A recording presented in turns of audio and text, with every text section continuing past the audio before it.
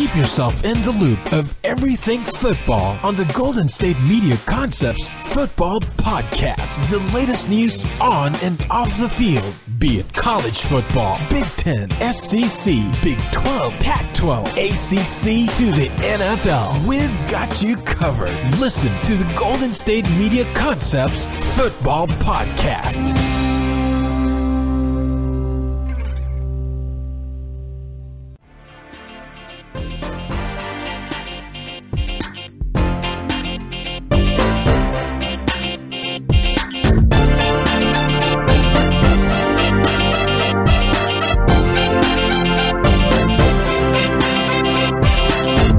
All right, and welcome to the GSMC Football Podcast.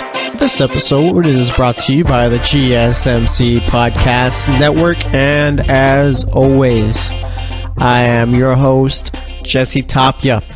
All right, folks, it is Tuesday, April 17th. It is now day 73 since our last football game. All right, I like how I'm starting to be more prepared as far as let you know what day it is since our last football game, but nonetheless, yes, it is day 73, and no, people might go, oh, what about the Spring League? We don't count that, all right? We do not count that at all, all right? Until the Alliance of American Football comes out next February, whenever it is, or maybe the XFL, the NFL is the only football league we really pay attention to, and I'm curious, too. I mean, I wonder once the Alliance of American Football comes out, like, am I going to be talking about that? Who knows? I mean, maybe if they put enough, like, we don't talk about the CFL or anything like that. We haven't even really talked about the Spring League. Spring League's only, like, they only played, like, 2 games. I think it was kind of like a showcase. Yeah, it's like a showcase, isn't it, the Spring League? I mean, Johnny Manziel played pretty well, I think, during his little 2-game stint or whatever it was at the Spring League. But nonetheless, I mean, is a team going to give him an opportunity to come sign in the NFL? I doubt it. I'd like to see it. I think Johnny Manziel is a good quarterback and he's a fun guy to watch, but nonetheless, he'll probably be playing in the CFL this season. All right. Like I said, as far as the Alliance of American Football, XFL, I mean, that's going to be in 2 years. All right. Well, Alliance of American Football is next year, but nonetheless, I mean, I wonder if it's going to be notable enough for me to talk about it. As far as, like, remember how when the NFL season was going on, we give, like, recaps, stats, and all that? I mean, would we do that for the Alliance of American Football? Who knows? All right, maybe they get Vince Young out there, maybe Matt Leinart. I mean, what quarterbacks would be good for that league? Maybe you get Colin Kaepernick? It doesn't seem like he's going to be in the NFL anytime soon, which is kind of sad to see, but nonetheless. Maybe you get Johnny Manziel. All right, who knows? They do got a CBS deal, so I mean, it's not like you're going out playing in the USFL or anything like that. What was the one where they had Dante Culpepper, I think it was? He was playing for like the Sacramento team or something like that. All right. And I noticed all these football leagues except for the CFL just do not work out. And the CFL only works out because of the fact that they play in Canada. All these new football leagues they try and open up in the United States, I mean, they just do not last whatsoever. And it's just kind of like, I'm not saying it's ridiculous, but it's just kind of wild. But anyways, I mean, there's that. So here's how today's show is going to go. All right. There's a report that came out talking about how Aaron Rodgers wants to be consulted on the moves that the Packers make. We're going to talk about that. Rodgers came out, denied it and all that, but nonetheless, we're still going to talk about it because that's what we do. We talk about stuff even though players come out and deny it. And one thing too, you can't always trust players the same way you can't always trust media. But nonetheless, that's going to be the first segment. Second segment, we talked about it on Thursday. All right, what the meeting between Dez Bryant and Jerry Jones was going to consist of, what's going to happen. I gave my thoughts on it all, and it turns out that meeting was just to let Dez Bryant know, hey, we're going to go ahead and cut you. All right, thanks, but no thanks. You've been great, but it's time for you to go home. So that's what that was. We're going to be talking about that for the second segment. I'm going to be talking about possible landing spots for him, pretty much just give my thoughts on it. Third segment, Jameis Winston ended up getting his 5th-year option picked up by the Bucs. All right, no surprise there, but we're going to be talking about him. We're going to be talking about the Buccaneers. I got a lot of thoughts to give on that. Jameis Winston is one of my favorite quarterbacks to watch. Ever since even when he was at Florida State, he was a fun guy to watch. We're going to talk about him. Maybe even throw Marcus Mariota in there a bit because of the fact they're always going to be connected since they went and 2 in the same draft. All right, kind of like how Vince Young and Matt Leinart were in. Man, talking about Vince Young and Matt Leinart, just great college quarterbacks. All right. Probably one of the best quarterbacks, some of the best quarterbacks of all time in college football, and they just did not work out in the NFL. All right. Matt Leinart, I mean, I'm sure everyone expected him to be this great guy coming out of USC, light up the NFL, eventual Hall of Famer, and it's just the dude did not work out. Vince Young, I think, didn't work out because it was Jeff Fisher's fault, but that's a story for a different day. All right, and then as you know, for the fourth segment, going to be talking about anything else going on in the world of football, all right, any news, notes, or anything that's notable. I mean, OTAs are starting. Hugh Jackson told his Browns team the winning starts now. All right, yeah, it sounds nice, and you do have the players to start doing that, I guess, but nonetheless, I mean, what happened in the last 2 seasons, Hugh? I mean, I understand, yeah, you're not going to finish over 500 or anything like that, but 1-31 in your last 2 seasons doesn't sound too enticing. All right, so we'll probably talk about that. And then, let's see, Greg Olsen wants an extension. We'll talk about that too, I guess. But nonetheless, let's get into this whole Aaron Rodgers thing, all right? So Aaron Rodgers, I think we can all agree, right, that he is a top 2 quarterback in the league. All right, let me look around the league and see what quarterbacks I take him. None in the NFC East, none in the NFC North, none in the NFC South, none in the NFC West, none in the AFC West, none in the South, AFC South, none in the AFC North, and I guess maybe one in the AFC East, and that, of course, is Ryan Tannehill. No, I'm just playing about that, Tom Brady.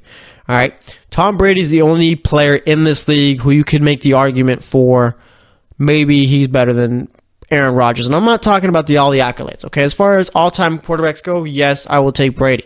If we're talking just pure talent, forget the Super Bowl rings, forget the MVPs and all that, I'm taking Aaron Rodgers, all right? I feel like Rodgers can do more than Brady, and I just feel like he's overall just more talented as far as throwing on the run, scrambling, getting outside the pocket, arm strength, all right? I do think that Rodgers is better there. And you can disagree with me. That's fine with me. I'm not going to hate you for thinking that Tom Brady's the best quarterback in the league. That's perfectly fine. All right? But nonetheless, as far as pure talent goes, I'm going to take Rodgers, and I think I'm okay doing that too. All right? But nonetheless, I mean, it looks like Rodgers isn't completely happy in good old Wisconsin, Green Bay, Wisconsin, cheese person land or whatever they call themselves, cheeseheads. Yeah, cheeseheads. I think that's what they call themselves, cheeseheads, I think. Yeah, so it didn't seem all too great over there, all right? Because remember this offseason, the Packers ended up firing their quarterback's coach, Alex Van Pelt, and Rodgers didn't seem too happy about that. Goes on an ESPN radio show or podcast. I can't remember exactly which one it was, but nonetheless, goes on there, talks about how he would have been like to have been consulted about it. And that's fine. I understand that. I mean, you figure that, and again, I'm not around NFL teams or in locker rooms or anything like that or in the film sessions, but you'd think that a quarterback and quarterback's coach does spend pretty much all day, every day with each other as far as preparing for games, as far as fixing mechanics and all that. You figure they're with each other more than the head coach is with the quarterback, right? Yeah. All right, so I understand Rodgers wanted to be consulted there. All right, then the report comes out today that he'd like to be consulted pretty much like as far as personnel decisions and stuff like that. Okay, and I was talking with Tate and before the show, and he was telling me how it's pretty much that's coming from them cutting Jordy Nelson. That's where I have the problem. Okay, as far as the quarterback's coach, of course. All right, Rodgers spends most of his time with him. Why wouldn't you consult him there? All right, one of the best quarterback in the league, arguably, and you're not going to let him know, hey, we're firing your quarterback's coach, the guy who's helped you so far in your career. Doesn't really make too much sense there, does it? No, it does not. But nonetheless, all right, Tate was telling me how this is like there's reports coming about like this is coming from the whole Jordy Nelson getting cut, and like I said, that's where my problem is there because of the fact that Jordy Nelson last couple of years really hasn't been too great, and I think we can all agree on that. Okay, at one point, yeah, he was a very great receiver, one of the best receivers on the Packers, but nonetheless, now it's like Jordy Nelson's an old guy. All right, I think Jordy Nelson, I'd have to double check how much he was supposed to make. I know it's about the same as Randall Cobb, so maybe I'll just check that. But nonetheless, I mean, he was supposed to make quite a bit of money. Okay, Jordy Nelson is not the number one receiver was not the number one receiver on the Packers.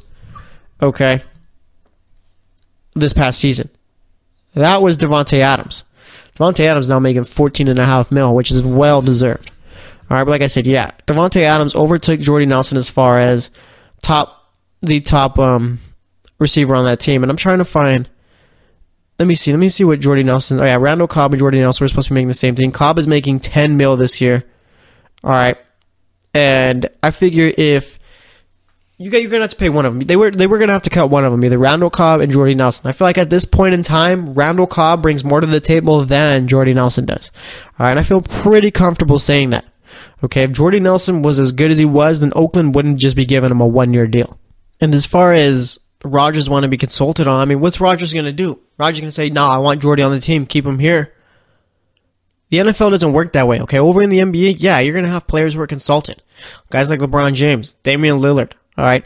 Those guys are going to be asked about the personnel decisions because that's what you got to, like, that's just how the NBA works. The NBA and the NFL is like two completely different leagues as far as how they're run, as far as what they allow and all that, all right? But nonetheless, I mean, let's say this meeting happens, okay? Rodgers is meeting with the front office. Rodgers like, I want Jordy Nelson here. I like having him here. Okay, well, we're paying him $10 million, and he's not really been the most productive receiver. We'd rather keep Cobb at that price because he's at least bringing something to the table. Rodgers says, oh, well, I like Jordy still. I want you to keep him. Okay, meeting's over. Jordy's still getting cut. They're not going to keep him there. It's not financially, doesn't financially make sense to do it. All right, why are you going to pay for someone who's not worth what you're paying? Okay, so what's the difference there? That doesn't make sense to me. All right, I'm cool with Rodgers wanting to be consulted as far as his quarterback's coach, the possibility of him getting fired, which he was. That makes total sense to me. But as far as the personnel decisions, I mean, Tom Brady isn't even getting consulted on personnel decisions. I highly doubt that Bill Belichick say, hey, Tom, can you come into my office real quick? Oh, yeah, sure, Bill. Hey, what do you think of this move? Do you like it? Do you want me to make this move? I highly doubt that happens. All right. I think I did a little nice impression of Belichick and Brady. I think it sounds exactly like them. But nonetheless, I highly doubt that happens. Okay, I highly doubt Pete Carroll's asking Russell Wilson to come in. Hey, what do you think of this? You want this guy over here or no? Should we cut Jimmy Graham? I highly doubt that was something that was ran through Russell Wilson. All right, even with guys like Matt Stafford or anyone else, I highly doubt coaches are like, or GMs are like, hey, should we make this move? No, because you're a football player. You're supposed to just go out there, do your job. All right, if you're the quarterback, you throw to whoever the team puts out there for you to throw to. Okay, you don't really get a say in who do you want to keep, who do you want to have go. That doesn't really work that way in the NFL. And one thing too I've noticed is that it seems like the relationship between Aaron Rodgers and the Packers is kind of starting to go a bit sour. All right, Rodgers' contract is up in 2019. After that year, he's gone. All right, obviously they're trying to work out a deal now, but it's a matter of does Rodgers even want to be there? All right, and I'm sure if Green Bay makes him the highest paid player all time in the NFL, he'll stay there. But it's just a matter of that's something to follow too. So we'll see what's going on. But as far as the whole consultant on personnel decisions, no. I mean, Rodgers pretty much came out and denied that. But, I mean, I'm not sure how much I believe him. If anything, that's just him probably trying to save face there. But we'll see how it all ends up. And like I said, Green Bay's going to have to work out a deal with him pretty soon. So we'll see if that happens. But nonetheless, that's going to wrap it up here. Next up, we're going to be talking about the whole Dez Bryant thing. Not more so about him and the Cowboys anymore, but just life after Dez Bryant. So stay tuned, and we'll be right back.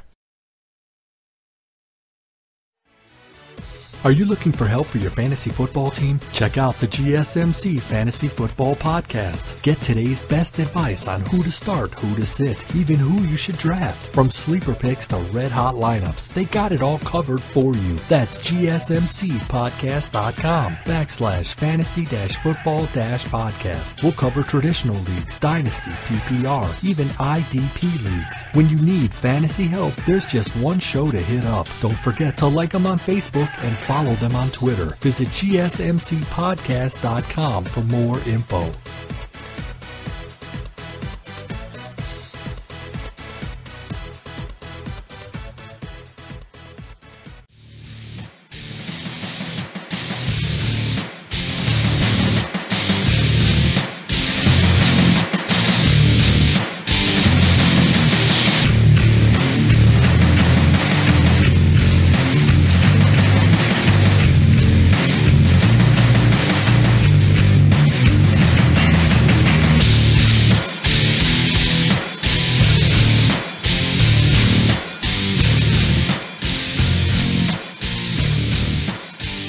All right, and welcome back to the GSMC Football Podcast.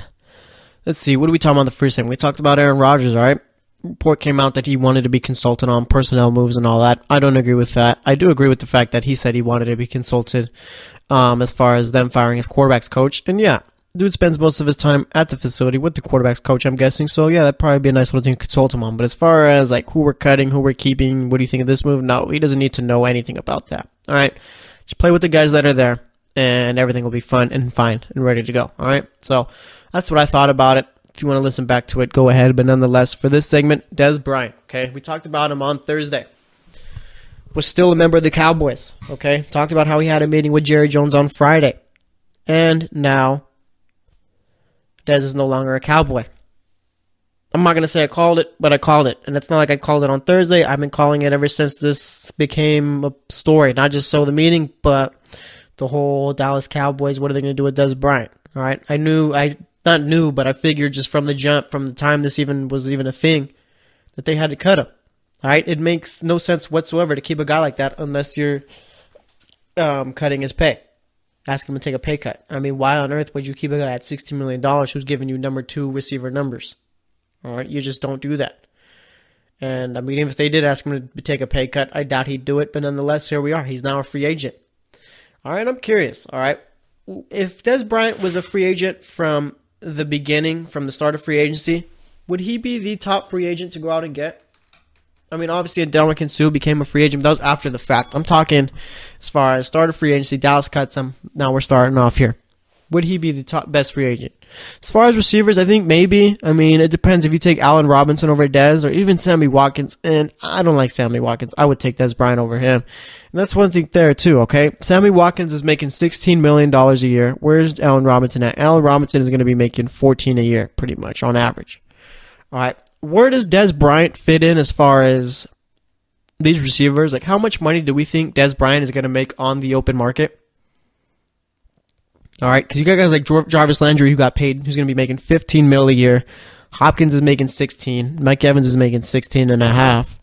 All right, Antonio Brown's making 17. Demaryius is making 14. T.Y. is making 13. A.J. Green is making 15. Devontae Adams is getting 14.5. Alshon's getting 13. Like I said, Watkins is getting 16 million, which is preposterous to me. Then you got Allen Robinson making 14.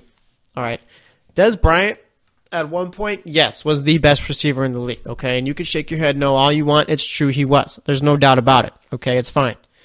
But nonetheless, I mean, what do we think that Dez Bryant gets now, too? I mean, I wouldn't pay Dez Bryant $16 million, I don't think, and I think some team is going to, but it's just a matter of who is going to, all right? And let me see. Let me look at teams with caps, like with a lot of cap space left, and it's just a matter of, like, one thing, too, with Dez Bryant getting cut, and like there's so much to unpack here, like after the fact, but nonetheless, I mean, Dez Bryant's not going to Cleveland, I don't think. I highly doubt he'd go to Indianapolis. Tennessee, that's a possibility. San Francisco, I think, would be a great fit for Dez Bryant. Houston still got a lot of cap space. They got the 5th most cap space left. Maybe you could see him ending up there. I think Tyrann Mathieu said he was trying to recruit him, or it was DeAndre Hopkins. Either way, someone's trying to recruit him over to Houston. Chicago's already got their number 1. The Jets, maybe. All right, they got 26 mil left in cap space, got the 7th most cap space left. Let's see, let's head over to the NFC East, because it seems like Dez Bryant is very, very, very intrigued as far as the concept of playing the Cowboys twice. Redskins got 16 mil left in cap, around nearly 17, I guess you could say. Let's see, where's the Giants and Eagles at? All right, the Giants currently have 27th most cap space with 5 mil left, and then the Eagles got the least amount of cap space with 1. All right, 1 million. I highly doubt that we see Dez Bryant in the NFC East, and the only way we see Dez Bryant in the NFC East is if he ends up with Washington, I think. And I would not do that if I was Dez Bryant. I really like Alex Smith, but I figured Dez Bryant isn't really a guy who would do well with a guy like Alex Smith. I mean, it might possibly happen, but it's just a matter of, I think Dez is better off ending up with a team like the Patriots, or even the Packers. All right. Replacing Jordy Nelson with Dez Bryant is like by far best case scenario. All right, because you're replacing one receiver with a better one. Let me see. The Packers currently got 13 million cap space. And like I said, I mean, I'm not really sure Dez Bryant gets that 16 million a year deal contract. I'm not even sure how many years he's going to get. Maybe 3 years, 2 years at the most. Maybe he gets a 1 year prove it deal. Who knows? But nonetheless, like I said, I mean, as far as Dez Bryant, seemed really bitter about the fact that they cut him. All right, and it seems like his beef with the Cowboys isn't more so with Jerry Jones, it's with Stephen Jones, it's with Jason Garrett, the staff, and then guys like the team captains, the Dak Prescotts and the Jason Wittens of the Cowboys. All right, seems like those are the guys who wanted him out. And Dez Bryant was talking about how he knew Jerry Jones didn't want to cut him, but it was just a matter of it was 6 versus 1 or whatever it was called, and he had no choice.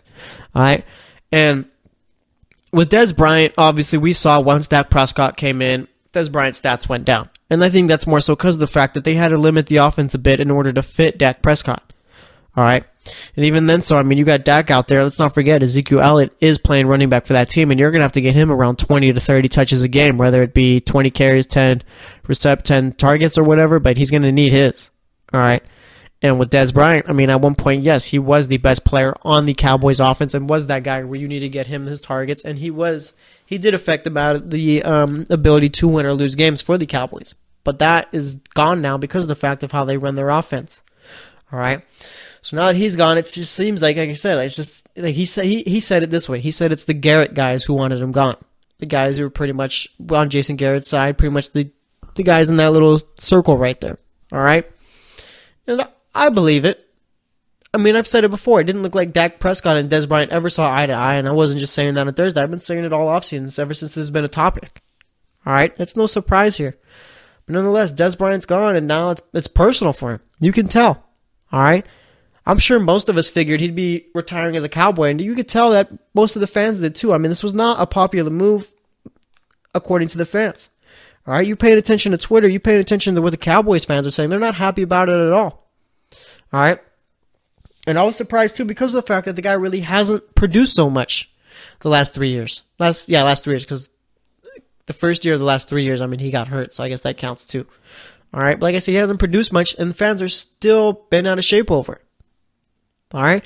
And it just seems like this is something that could have been avoided possibly. I mean, maybe if you're Jerry Jones, you go and ask him to take a pay cut in order to try and work it out. But even then, so it seemed like Dez Bryant was saying like Jerry didn't even want to ask him to do that. And it seems like Jerry Jones and Dez Bryant had a very close relationship. And Dez Bryant was saying that too, saying that he doesn't blame Jerry for it at all. He's fine with Jerry. He loves Jerry. He's more so mad at Jason Garrett and all that. And I do want to see, if I did see Dez Bryant go to the NFCs, I would like to see him do extremely well against the Cowboys because I do root for guys like that. And I know Dez Bryant probably isn't the easiest person to work with. And I was talking to Tate before the show too, and he was telling me how on the local channels over in Dallas, pretty much the beat writers and everyone were talking about how Dez Bryant had a route running issue with the Cowboys, and with Romo, it's pretty much Romo will throw the ball up in the air. He'll find Dez Bryant and get the ball to him. Dak Prescott is more an Alex Smith, like I say. It's Alex Smith 2.0. All right, and that's not a bad thing. Okay, I really like Alex Smith, but nonetheless, Dak Prescott's not going to take chances, and he's going to pretty much just run the reads. All right. Dez Bryant, I mean, you can't do that with Dez Bryant when the dude's supposed to be running an in route. He's running a street. He's running a post or a fade route, whatever they want to call it. All right. That just won't work. And that's why we saw Dez's production go down. You don't got a Tony Romo looking for him. All right, I'm just going to throw the ball out there to Dez. He's going to come down with it. And that's pretty much what their little mantra was right there. Throw the ball up to Dez. Hope he gets it. All right. But nonetheless, I mean, like I said, it just wasn't working out there. So, I mean, teams that are really looking at him, the Ravens, Green Bay, the Patriots, I think San Francisco really needs to bring him in. I think if San Francisco were to sign Dez Bryant, I mean, San Francisco is without a doubt the second best team in the NFC West, and might even put him over the top, to be honest. All right, Jimmy Garoppolo still does need his number one receiver, and I feel like you put a guy like Dez Bryant out there, boom, you got your number one receiver. You put him on Green Bay, that'd be perfect. That would be perfect right there if he goes to Green Bay. All right, full circle. The whole Dez didn't catch it thing. Now he's on the Packers. All right, and I'd have to check the schedule. Let me see if I can check the Dallas Cowboys schedule this season. I wonder if they do. I want to see who they play this season. All right, and that's pretty much going to give us an idea of where Dez Bryant can end up because I know he wants to play the Cowboys. All right, so let's see. Who do they got going on this season? Let me see if I can find it out real quick. Obviously, you're going to be playing the NFC East teams 6 times out of the year. So, I mean, that's a possibility right there. So let's see who you got going on real quick. Let me see. And like I said, with the Eagles, I don't see that happening at all. With the Giants, I don't really see that happening because, I mean, with the Giants, I mean, that's just too many Eagles on one team. All right? Like, how do you manage to have a guy like Odell Beckham Jr. and Dez Bryant on the same team when they're both going to be running targets? All right, we'll talk about that in a few moments, but let's see. So they got Detroit, Jacksonville, New Orleans, Tampa Bay, Tennessee, and then on their road games, they got the Falcons, the Panthers. Let me see real quick. Falcons, Panthers, Texans, Colts, Seahawks. So, I mean, obviously Green Bay and New England aren't on the schedule. Texans are a team where maybe they can make a play for a guy like Dez Bryant. And, I mean, Dez Bryant's got to realize that he's going to have a new role if he were to go to a team like the Texans because of the fact that DeAndre Hopkins is the top receiver on that team, and that's not up for debate whatsoever. All right. Yeah, Dez can replace a guy like Will Fuller, and I'm sure like Deshaun Watson would be the perfect quarterback for a guy like Dez Bryant because Deshaun Watson does throw down the field. He does like to take chances from what I've seen this season. All right. So yeah, like I said, it's either he ends up with the NFC East, an NFC East team, or he goes to play for the Texans, I guess, if he wants to play the Cowboys. But if I'm him, I'm going to Green Bay because the fact I go to Green Bay, I got a better chance to win a Super Bowl than the Cowboys do. All right? Even with the Patriots, the whole goal for Dez Bryant would be to do better than the Cowboys this season. All right? So we'll see what ends up happening. But as far as him on the Giants, I mean, I just don't see that working whatsoever because I'm almost positive they still got Brandon Marshall on the team, on the books. All right? They got to figure out what's going on with Odell Beckham Jr., but you put Dez Bryant there, that's way too many egos for one wide receiver. All right, someone is going to get frustrated. It wouldn't work. It wouldn't work. If the Giants were smart, they're not even going to think about bringing him in. It just wouldn't work whatsoever. So we'll see about it, but that's all I got to say about that. Like I said, I mean, everyone figured that Dez Bryant would eventually retire as a Cowboy. That's not happening, and I don't know. It's just a weird situation how it all played out. But like I said, Dez Bryant, now a free agent. We'll see where he ends up. If I have to make a pick, I hope it's Green Bay. If he goes to Green Bay, that's going to be fun to watch. And I think Dez Bryant's career will be revived if he goes back to Green Bay. His stats will go up a whole lot more. So we'll see what ends up happening there. But we're going to wrap it up. And next up, we're going to be talking about Jameis Winston and the Tampa Bay Buccaneers. So stay tuned, and we'll be right back. Check out the show that's built on the MMA. From the UFC to extreme cage fighting, they got the fights covered. Check out the GSMC MMA podcast. Get the latest news on past or upcoming fights. Join us as we talk to and about some of the biggest names in the MMA, past, present, and future. When it's the fight game, there's just one show to check out. GSMCpodcast.com/MMA-podcast. Don't forget to like them on Facebook and follow them on Twitter. Visit GSMCpodcast.com for more info.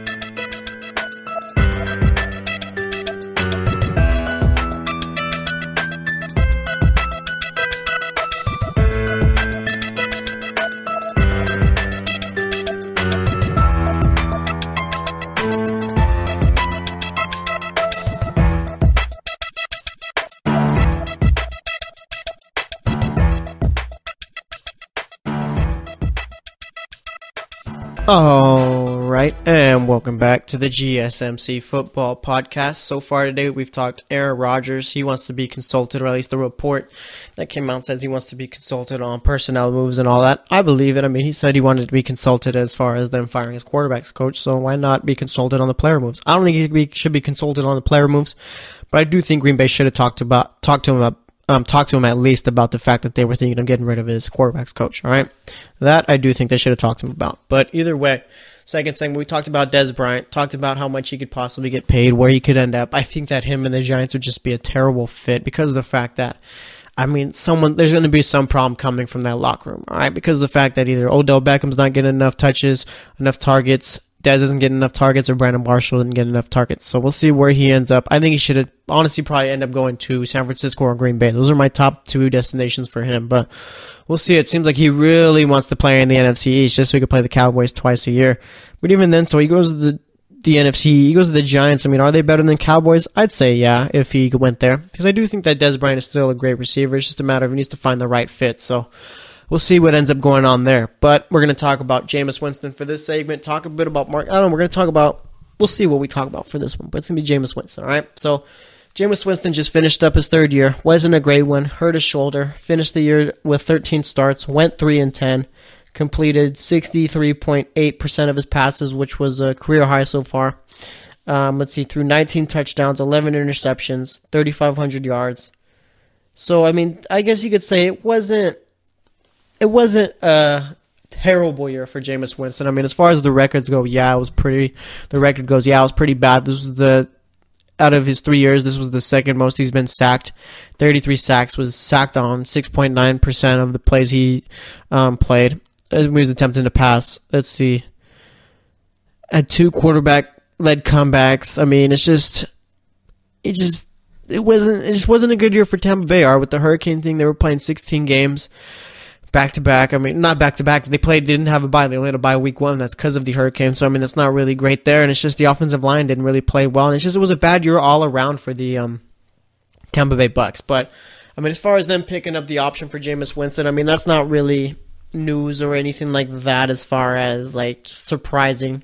I mean, of course, we've all figured that they were going to do it. He's going to be entering his 4th year, so they got him locked up for the 5th year at least. And I'm sure this year they're going to be working out a long-term deal with him. But I mean, what do we think as far as, like, what do we think of Jameis Winston? How good of a quarterback is he?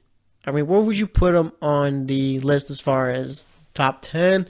Is he top 15? Who knows? All right, let me see. Let's go through it right now. We'll name quarterbacks we think are better than Jameis Winston, okay? I'll take him over Dak. All right, let's see. I'll take Wentz over him right now. I will take Stafford, Cousins, Rodgers. So let's see, it's 4 we got. We got Wentz, Stafford, Rodgers, Cousins. It's 4 quarterbacks. All right. Then I'll take Ryan. I'll take Winston over Cam, just because of the fact that I'll put Cam over Winston, I guess. So that's 6. I'll take Breeze over him. NFC West, I will take Wilson. So that's already 8 quarterbacks we've named so far. Brady, Roethlisberger. Okay, that's already 10. That's 10 quarterbacks right there. I will take Mariota over him. No, I will still take Winston. And then in the AFC West, I'll take Winston over Rivers, just because Rivers is old now. So right there, even then, even if I take Rivers over, he's on the outside right there of that being a top 10 quarterback. He's about 12 or 11 as far as how good of a quarterback he is. Okay. And speaking of Mariota, I mean, let's compare the two just for the sake of it. They both went 1-2 in the 2015 draft. That was their first year. All right, so let's see. Winston, his first year, his rookie year, completed 58% of his passes, threw for over 4,000 yards, 22 touchdowns, 15 interceptions. Mariota, he played less games too. Winston was a starter from the jump, where Mariota only played 12 games that season. I think he got hurt. Did he get hurt that season? Either way, though, he had 19 touchdowns, 10 interceptions, 62%, 2,800 yards. All right, so I guess if you give Mariota 4 more games, stats are about pretty similar. If anything, the touchdowns are more. All right, yeah, let's see. Yeah, the touchdowns would be more, I'm sure, and the interceptions might catch up with Winston there. 2016, Mariota plays 15 games. He missed 1. Winston plays 16, so there's not much of a difference there. Winston completed nearly 61% of his passes, threw for nearly 4,100 yards, 28 touchdowns, 18 interceptions, and then for Mariota, he had, completed 61% of his passes, threw for 3,400 yards, 26 touchdowns, 9 picks. So I'm gonna give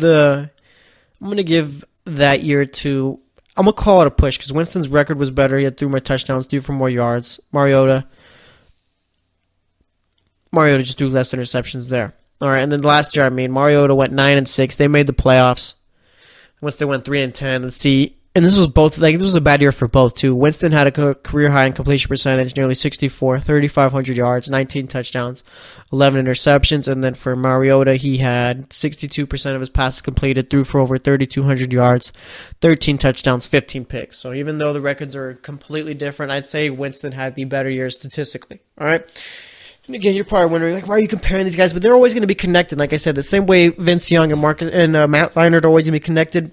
Mariota and Winston are always going to be connected because we've been talking about who the better quarterback has been since they were in college, right? With Mariota at Oregon and Winston at Florida State, that was always a discussion. I do think that Winston has always been the better quarterback because of the fact that Winston has always been successful for the most part from where he's been. He's only played 3 years so far in the NFL, and with Mariota, he's only played 3 years, but does have a playoff start, so he gets the edge there. But nonetheless, as far as pure skill, I'd take Winston because he's more of a prototypical quarterback. Mariota's got to get out of the pocket more, and he's a scrambler type of quarterback. All right, he does have a great arm and all that, but I feel more comfortable if Jameis Winston was my quarterback there. All right, but nonetheless, if you're the Tampa Bay Bucks, do you like what you've seen so far from Jameis Winston?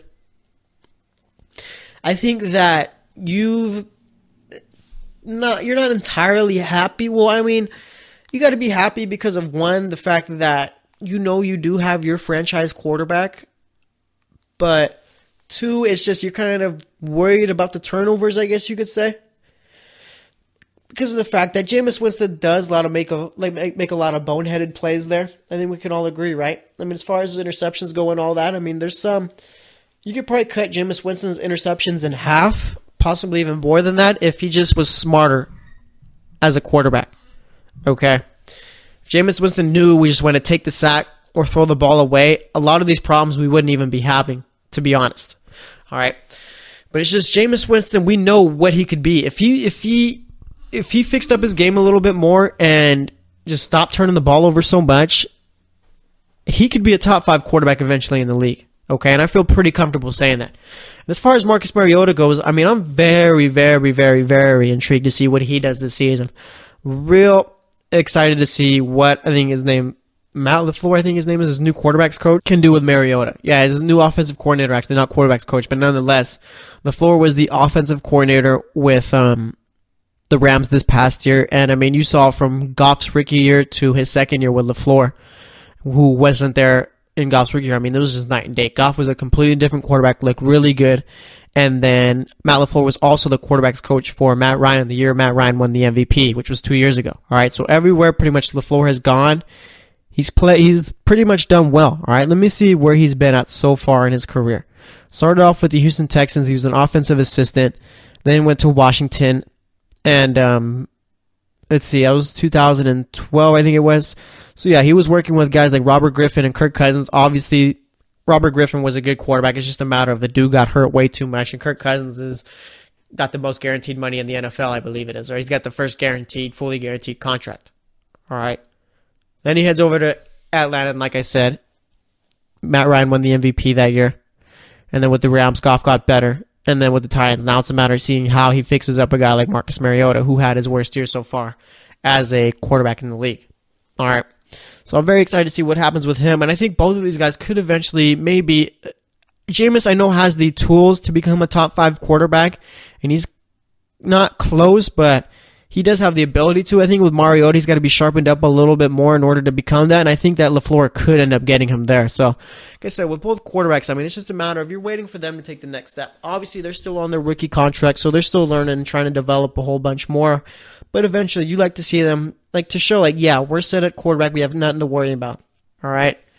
And I do like both quarterbacks. Like I said, I've always preferred Jameis over Marcus Mariota, but nonetheless, I mean, there's no real concern as to, like, there's not really much of a difference. If we were to put Marcus Mariota on the Bucs and Jameis on the Titans, I mean, neither team gets worse, all right?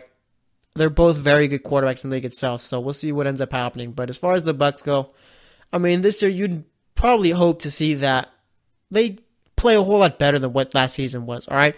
I mean, they were even thinking about firing Dirk Cutter, and I think they would have if John Gruden would have chose them over the Raiders. But nonetheless, I mean, like this season, in order for Dirk Cutter to keep his job this season, I feel you got to have Jameis play well, and you got to show some improvement as far as the Bucs. I mean, last year their defense was poor. Running backs weren't great. Mike Evans had a down year. Deshaun Jackson wasn't really doing too much there, and Jameis he got hurt. All right, so like I said, there's going to be a big improvement this year. At least compete for a playoff spot. All right, that's the goal this season for the Bucs. I feel is to compete for like a wild card spot. I'm not really sure. I mean, what they can do in the division where you got the Saints, the Panthers, and the Falcons, but at least compete for a wild card spot. And I think Jameis Winston needs to start moving over to taking that next step. All right, enough with the silly turnovers and pretty much clean up your game a bit. So we'll see what ends up happening, but that's all really I got to say about that. Next up, we're going to be talking about anything else going on in the world of football. So stay tuned, and we'll be right back. Check out the show built around the women of MMA. From the UFC to the extreme cage fighting, we got the fights covered. Listen. It's the Golden State Media Concepts Women's MMA Podcast. The latest news of upcoming fights, discussions of previous matches. Join us as we talk to and about the biggest names in women's mixed martial arts, past, present, and future. When it's the women's fight game, you know where to listen to. The Golden State Media Concepts Women's MMA Podcast.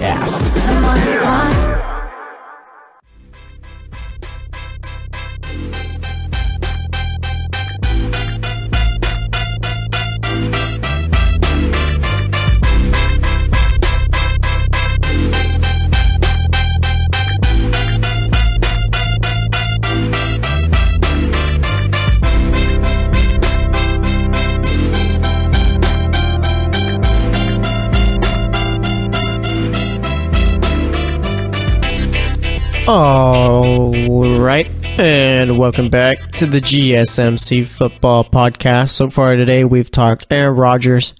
All right, yeah, Aaron Rodgers seems like, I don't know. I think Aaron Rodgers is a likable guy. I think he's a very good quarterback. I think he's the best quarterback in the league. But you think he's a likable guy? I don't know. All right, we talked about him in the first segment. Second segment, we talked about Dez Bryant, where he could end up. Really hope he doesn't end up with the Giants. I mean, that'd be terrible. I mean, I can only imagine. The headlines would write themselves, all right? I'm sure the New York media wants him there because that's just more stories to write about. But nonetheless, that's a possibility. The Ravens are a possibility. Eric Weddle said he already talked to Dez Bryant, but I don't think Dez Bryant is really too interested in going to a team like the Ravens. I mean, who do they signed recently got Michael Crabtree. I don't know. Dez Bryant and Michael Crabtree could be a little solid 1-2 duo, but, I mean, you do got that guy, Joe Flacco, playing quarterback there. All right, and Joe Flacco, I mean, he's not the best quarterback. Let's just say that, okay? And I think we've all realized that. But nonetheless, I mean, yeah, I mean, as far as Dez Bryant and Crabtree there, I just don't think that Joe Flacco would be good enough in order to utilize those guys out there. All right, but nonetheless, that's a possibility. I think San Francisco, I mean, I haven't really seen San Francisco's name really brought up too much. I do think that they do need to bring him in, all right, at least for a visit and see, pretty much get like a filling out process for him because of the fact that you still have no number one receiver, all right? And if you want to go and get a number one receiver out in the draft, I mean, you're not going to spend the 9th pick on one because none of those wide receivers are worth a pick that high, all right? I say 9th round, I meant 9th pick in the first round or whatever. Nonetheless, you get it. And then, I mean, if you're going to try and get a number one in the second round, I mean, maybe it's a possibility. Anyway, they'll end up seeing. I really want to see him in Green Bay. New England, I'm not sure if that would work out because of the fact, I don't know. All right, but I think Green Bay and San Francisco, that's really two spots where I'd like to see Dez Bryant. So like I said, we talked about that. All right, third segment, we talked about Jameis Winston and Marcus Mariota. But like I said, I'm really excited to see what Mariota could do this year. I think he's going to have probably the best year of his career so far. I mean, this is only his 4th year, so I got to be careful as far as throwing out the best year of his career. But I said so far, didn't I? As far as Jameis Winston goes, I think he's going to make an improvement this season too. But it's just a matter of, is he going to be able to limit the turnovers? If not, then there's nothing really there for them, I guess. Because, I mean, they're going to be giving him a long-term deal. But it's like eventually the dude's got to be a lot smarter as far as the quarterback position. But yeah, so there's that. We've talked about it. And then let's see, what are we going to talk about for this segment? Let's talk about, Hugh Jackson telling the 0-16 Browns that they're going to start winning. Okay. Like, what does that even, like, obviously, like, what does that mean? Like, the last 2 years, why weren't you winning? All right. And again, I'm not trying to say, oh yeah, you should have been over 500 team or anything like that, but winning only one game in the last 2 years is pretty inexcusable, all right? I'd say so, at least. I mean, I figure any other coach gets fired, right? But nonetheless, I mean, let's look at it. The last 2 years for the Browns, do we think they were that bad to where they could only win one game? Like, were they that bad of a team? Honestly. All right, to only win one game. I don't think so. And again, I'm not going out saying they should have been playoff contenders or anything like that, but I figure maybe in the last 2 years, the Browns, I mean, realistically with the team they got, probably could have got around 7 wins combined, maybe 8, 9, and you go 5-11 one year, 4-12 the next. But to only get one win out of the last 2 years, I mean, come on now. Do we really think they were that bad? Like I said, I don't think so. And as far as like the whole, like, I don't get, one thing that's kind of puzzled me as far as what they did is you brought in like a whole new front office practically, all right? Brought in John Dorsey to be your GM and a couple of other front office guys to pretty much help with scouting, personnel, and all that, okay? Usually when you do that, you have them bring in their coach they want, okay? And I just think that that's probably what they should have did. I think that the Browns probably would have been better off letting go of a guy like Hugh Jackson. Again, you don't want to see people lose their jobs or anything like that. But it's like Hugh Jackson would have fell on his feet. Probably wouldn't end up as an offensive coordinator somewhere. Because like I said, I always say, Hugh Jackson, the offensive coordinator, one of the best in the league. Okay, Hugh Jackson, the head coach, not great. All right, we've seen it with him at the Raiders. We saw it with him at in Cleveland so far. It hasn't worked out. All right, when he was with the Bengals as the offensive coordinator, They had a great offense. He leaves, that offense pretty much just went down the drain. All right. And I figured that, and maybe again, I'm just completely overhyping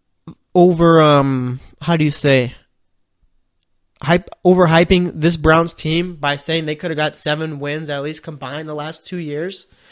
And maybe they just were that bad, but I just think it's a matter of, like I said, it just doesn't make sense to me bringing in a whole new GM, whole new front office, and keeping the same head coach, the one who's been losing. And maybe, who knows? I mean, they brought in a lot of good players. You got Tyrod Taylor at quarterback. You're going to draft one. Okay. You got Carlos Hyde at the running back spot. Landry, Coleman, and Gordon as your receivers. And Njoku as your tight end. Still a pretty solid offensive line. Not as good as it's been the last decade or so, but nonetheless still pretty good. All right. And then the defense is just really young, but they're on their way just to developing and getting even better. All right. So, I mean, I'm very curious to see what happens with the Browns this year, okay? I personally think that they have a team that's good enough to compete for like a wild card spot. And I do think as of right now, they are better than the Bengals. As far as them being better than the Ravens, I mean, on paper, I would take the Browns, but we don't play on paper, so I still got to go with the Ravens there just because of the fact that they got the better coach, the better defense, and they're still working on the offense. But nonetheless, I'm not ready to put the Browns over that. But like I said, I mean, like we could expect them this season to compete for a wild card spot, but there's just this whole thing with people saying, there's like, I think it's a possibility, but there's people out there who pretty much say it's the Browns. Okay, it's the Browns. When have they ever done something good with the situation that they got? And I'm not sure really what I think of that. Like, is it a fair assessment or is it just kind of lazy? All right, like we can't go out and say, like, because again, it's like been a bunch of different regimes over in Cleveland, a bunch of different players. So we can't really put what they've done in the past to now, even though it's pretty easy to. I mean, the Browns have never really changed. All right, they've never really been that team who, how do you say, they improved. They've been bad from 1998 to 2018. All right, is this the year it changes? It might possibly be, but it's just a matter of like, I don't know. Like, it's just, yeah, I do get you can't trust the Browns. So we'll see what ends up happening with them. But like I said, I mean, I wouldn't hold my, like, I do think that they could compete for a wild card spot, but I think that is asking for a lot there because of the fact that it's just, we've never seen that before from them. All right. But one thing I really do like about the Browns, probably my favorite move that they've made this season, isn't trading for Jarvis Landry or bringing in Carlos Hyde or even trading for Tyrod Taylor. It's making Todd Haley the offensive coordinator. All right. Everywhere Todd Haley has gone besides being a head coach, and even then, so when he was the head coach of Kansas City, I think they made the playoffs one year, and they weren't like terribly bad or anything like that. They just weren't as great as you just wanted them to be. But nonetheless, everywhere he's gone as an offensive coordinator, even as a wide receivers coach, he's done well. All right. I think he started out in Dallas as the wide receivers coach, as an offensive assistant, or something like that. Worked with Tony Romo a lot. Was the offensive coordinator for the Cardinals the year they went to the Super Bowl, I believe. Was the offensive coordinator for Pittsburgh the last few years, and they've had one of the best offenses in the league year in and year out. All right. He's pretty much everywhere he goes, the offense tends to play well. So that's probably my favorite move that the Browns have made this season, is bringing in a guy like Todd Haley. I think that is what's gonna keep them competing for a wild card spot if they do. It's going to be because of Todd Haley. Obviously, you got players out there and stuff, but you do need a coach to pretty much put those players in the position to execute what they need done. So I do like Todd Haley being there, but that's pretty much all I got to say about that. Let's see anything else going on in the world of football. I mean, those first 3 segments are pretty much all that's really been going on. I mean, the draft is going to be happening next week. That's going to be a fun one. I can't wait for that. I'm very curious to see what the Browns do there as far as the draft. Are you going to go with Josh Allen or are you going to go with Sam Darnold? I think they'll go Darnold. I think, let's see, we'll go Darnold 1, and I'm going to keep doing this. Next week, we'll do a little mock draft. I think, yeah, we'll do a mock draft on Thursday. We'll do my only mock draft because that's going to be the night before. That's going to be the night of the draft, so we'll do that. But like right now, I got Darnold going 1. I'm going to go Chubb going 2. Allen going 3. Number 4, that'd be the Browns. I'll say they take Mika Fitzpatrick. Number 5 is the Broncos. They'll take Saquon Barkley, I think, because they cut C.J. Anderson. And let's see. So we still got Rosen. We got Mayfield. We got Jackson still on the board. 6 is the Colts. Maybe, who would they take there if Barkley's gone? Maybe Quentin Nelson. We'll go Quentin Nelson at 6. Derwin James at 7. At 8, that's where the Bears are. Who would the Bears take? I'm going to go cornerback for the Bears. Let's go Josh Jackson or Denzel Ward. Let's go Denzel Ward. Roquan Smith at 9 to the 49ers. Tremaine Edmonds at 10 to the Raiders. Rosen at 11 to the Dolphins. I'll go Mayfield at 12 to the Bills. All right. After that, I mean, it's pretty much whatever. It's pretty much you can't pick that. But nonetheless, I think that's how the top 12 is going to go. Are the Bills going to trade up? I hope they don't, because of the fact that if they do, the season's going to be pretty bad for them. They already got a bunch of holes they still got to fix up. And bringing in a quarterback is not going to fix that, especially a rookie one at that. So we'll see what ends up happening, but we're actually going to wrap it up here. Like I said, today we talked about Aaron Rodgers, Dez Bryant, Jameis Winston, Marcus Mariota, and then for this segment we talked about the Browns a bit, talked about Hugh Jackson, gave my thoughts on him. Like I said, I really like the fact that they brought in Todd Haley to be the offensive coordinator. And then we made my 12 picks for the draft today. And like I said, I have the Broncos taking Saquon Barkley because of the fact they cut C.J. Anderson. I'm very curious to see what happens with C.J. Anderson. Where does he end up? How much money does he make? Miami's a possible destination for him. I feel like Miami's been kind of flirting with him the last couple of years. They offered him $10 million a year, I think it was, or $10 million guaranteed or something like that when he was a restricted free agent, but the Broncos ended up matching it. Now they cut him. There was talks of the Dolphins possibly trading for him. That never happened, obviously, so maybe they end up getting C.J. Anderson finally as an unrestricted free agent. Who knows? I mean, Anderson, Gore, and Kenyon Drake sounds like a pretty decent backfield, but if I'm Miami, I'd just go to the draft as far as getting a running back. I like Sony Michel, I like Nick Chubb, and I like guys out of LSU. If I was Miami, I'd really go after Michel, though, because I think he's got really great vision, but that's going to wrap it up here. Thanks for listening to the GSMC Football Podcast. As always, I am your host, Jesse Tapia. We'll be back on Thursday, so stay tuned, and we'll talk to you later. You've been listening to the Golden State Media Concepts Football Podcast, part of the Golden State Media Concepts Podcast Network. You can find this show and others like it at www.gsmcpodcast.com. Download our podcast on iTunes, Stitcher, SoundCloud, and Google Play. Just type in GSMC to find all the shows from the Golden State Media Concepts Podcast Network, from movies to music, from sports to entertainment, and even weird news. You can also follow us on Twitter and on Facebook. Thank you, and we hope you have enjoyed today's program.